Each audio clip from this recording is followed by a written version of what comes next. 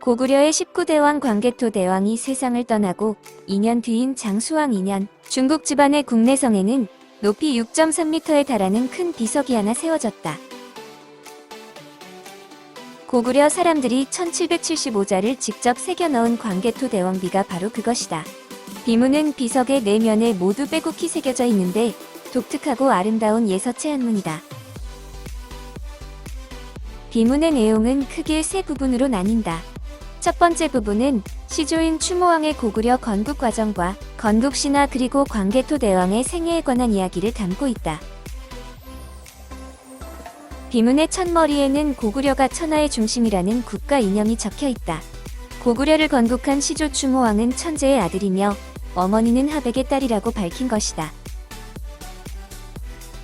천재의 아들이 시조이므로 그 손인 현재의 왕은 당연히 천손이며 그런 천손이 다스리는 나라는 천하에서 가장 성스럽고 위대한 나라라는 자의식이다.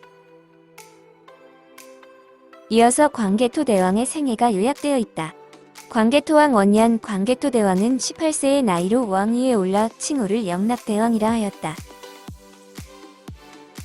비문에는 그가 제위하는 동안 백성의 생업을 평안히 하여 나라가 부강하고 백성이 윤택하며 오곡이 풍성하게 익었다라고 기록되어 있다. 비문의 두 번째 부분은 광개토 대왕이 18세에 즉위하여 39세의 나이로 세상을 떠날 때까지 주변 여러 나라들과 치른 정복 전쟁의 기록이다. 비문에는 패려, 숙신, 동부여, 백제, 신라, 가약, 외 등의 나라 이름이 보인다. 광개토 대왕의 정식 명칭인 국강산 광대토경 평안오태왕도 나온다. 이는 고구려의 영토를 넓히고 나라를 평안하게 다스린 위대한 왕이라는 뜻이다.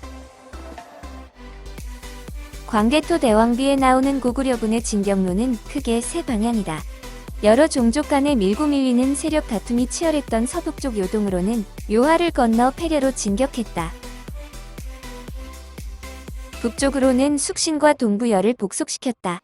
남쪽으로는 한강 유역과 오늘날의 충북 중원지역을 거쳐 한반도를 관통했다. 광개토왕 5년 광개토 대왕은 몽소 군대를 인솔하고 거란족의 일파인 패려 정벌을 단행했다.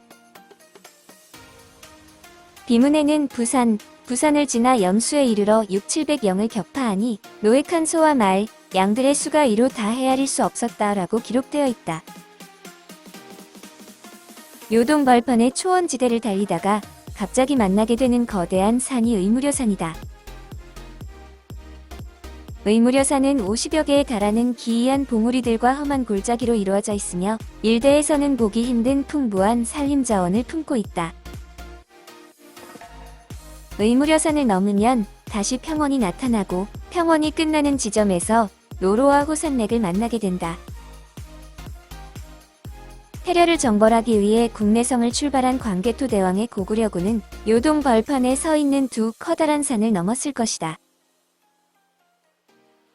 그 당시 고구려 사람들은 산림이 우거진 의무려산을 부유하다는 의미의 부산으로 그보다 나무가 적은 노로와 호산맥을 부산으로 불렀다.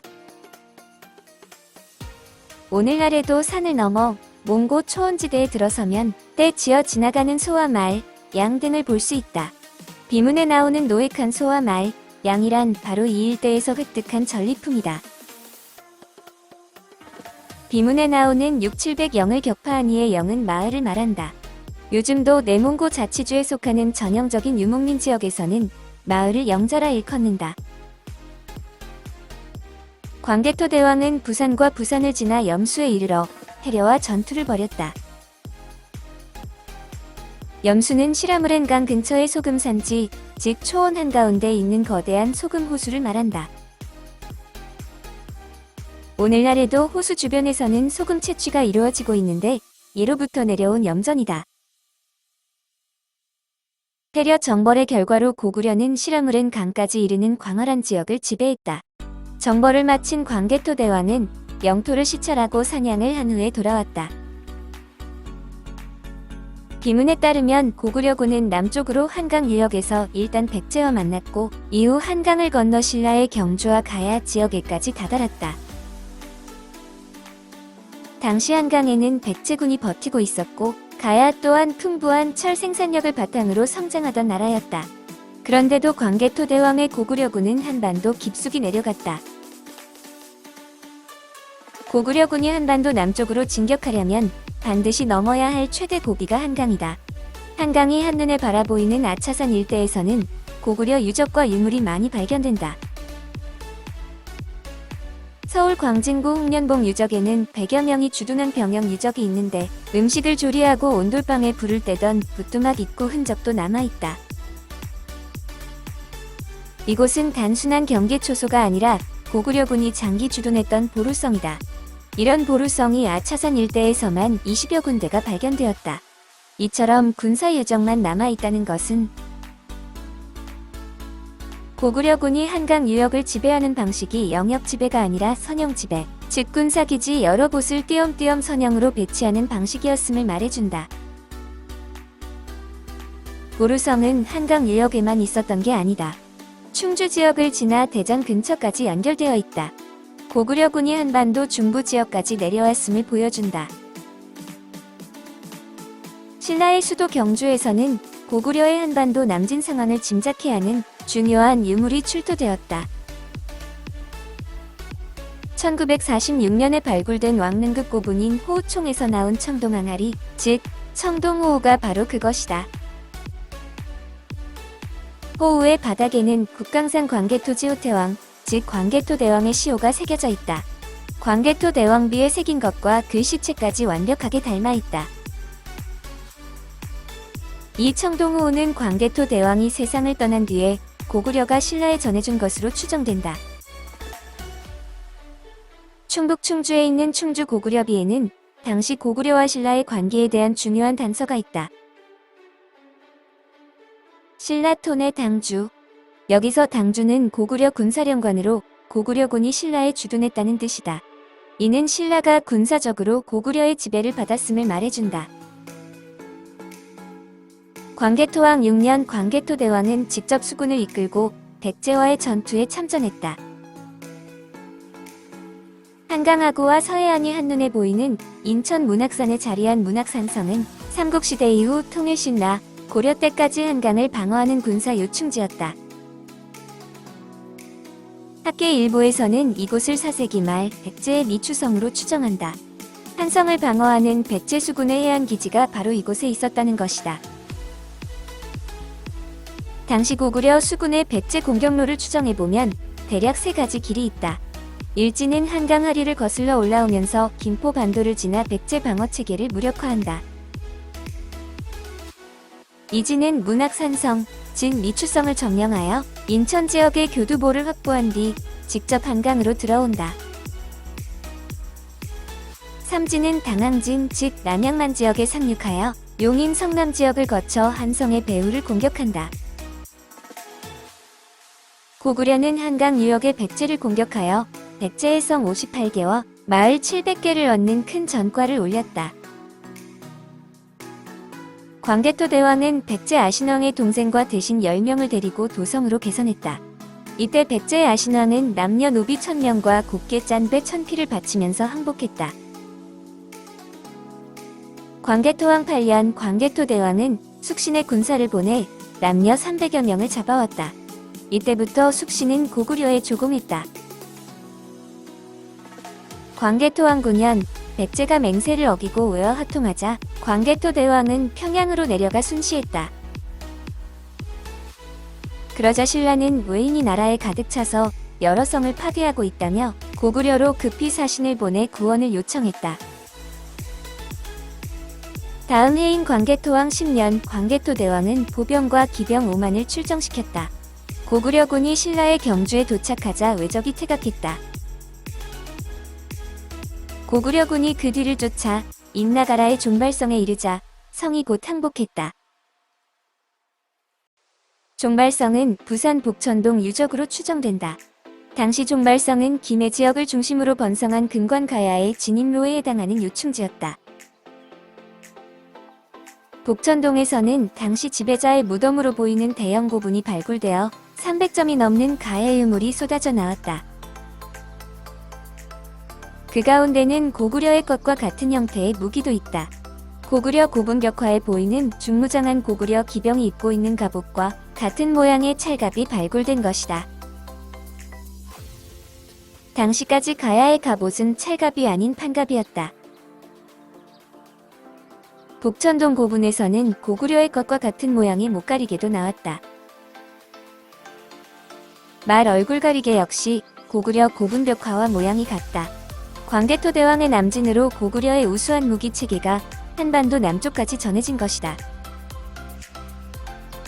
고구려군이 신라를 구원하기 위해 종말선까지 진군한 결과 가야은맹은 와해되었다.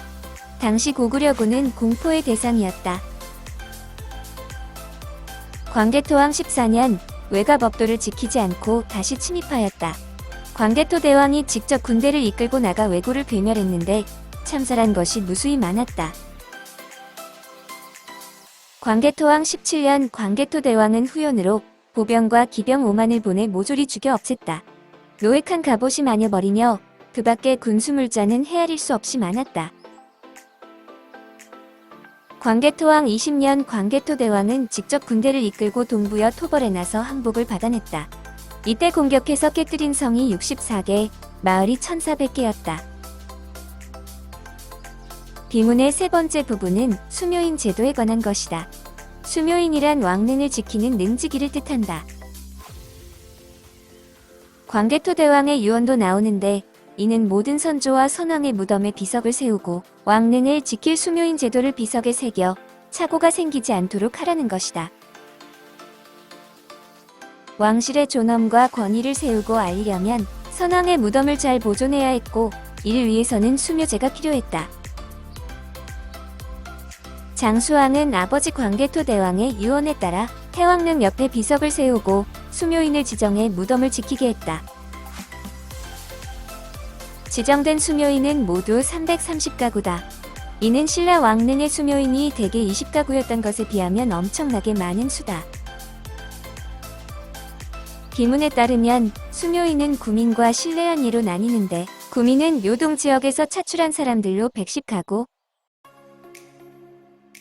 신뢰한예는 한강 유역에서 데려온 한족과 예족, 즉 백제인으로 220가구다. 이들 백제인은 광개토왕 6년의 한성을 빼앗을 때 사로잡아온 전쟁 포로들이었다.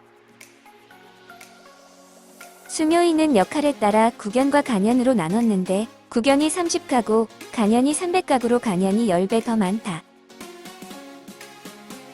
구견은 직접 수묘를 담당했던 사람들이고 간연은 주변에서 농경에 종사하면서 수묘에 협력하는 사람들이었을 가능성이 높다. 광개토 대왕 즉위 전까지 백제는 고구려에게 힘겨운 상대였다. 고구건왕 41년 평양성이 함락되고 고구건왕이 전사하는 치욕스러운 패배를 당하면서 고구려에게 백제는 반드시 이겨야 할 원수가 되어 있었다. 고구려인들은 그런 수건을 광개토왕 6년의 전투에서 풀었다. 광개토 대왕은 신뢰한 예, 즉 백제인을 데려와 수묘인으로 삼음으로써 백성들에게 정복사업의 성과인 넓어진 영토와 국력을 피부로 느끼게 하려 하였다. 결국 광개토 대왕의 유언은 영토 확장 전쟁의 결과 새로 차지한 지역의 백성들 또한 고구려의 백성이라는 사실, 즉 새로운 통치 질서를 널리 알리고 과시하는 선언이었다. 국내의 사회통합 질서를 확립한 광개토 대왕은 주변국들과의 관계도 하나의 원칙에 따라 진행했다. 직접 지배보다는 제후국으로 설정하여 간접 지배하는 방식을 택한 것이다. 그래서 일단 항복한 주변국과는 더 이상 전쟁을 벌이지 않았다. 이 원칙은 비문에 잘 나타나 있다. 광개토왕 6년 백제 아신왕이 노객, 즉 신하가 되겠다고 약속하자 광개토 대왕은 앞서의 잘못을 용서하고 군대를 철수했다. 주변국들을 신하의 나라로 삼으면서 고구려는 천하질서의 중심 국가가 되었다. 20여 년의 재위 기간에 요동과 한반도 전역에서 대규모 전쟁을 여러 차례 수행했던 정복군주 광개토 대왕의 목표는 단순히 영토 확장에 있지 않았다. 정복전쟁은 국가의 기틀을 다지는 전초 작업이었다. 광개토 대왕이 꿈꾼 고구려는 주변의 다양한 종족을 통합하여 거느리는 제국 고구려였다. 그리고 장수왕은 건국신화와 선왕의 위협을 비문으로 적어 만천하에 그 위대함을 널리 알리려 했다.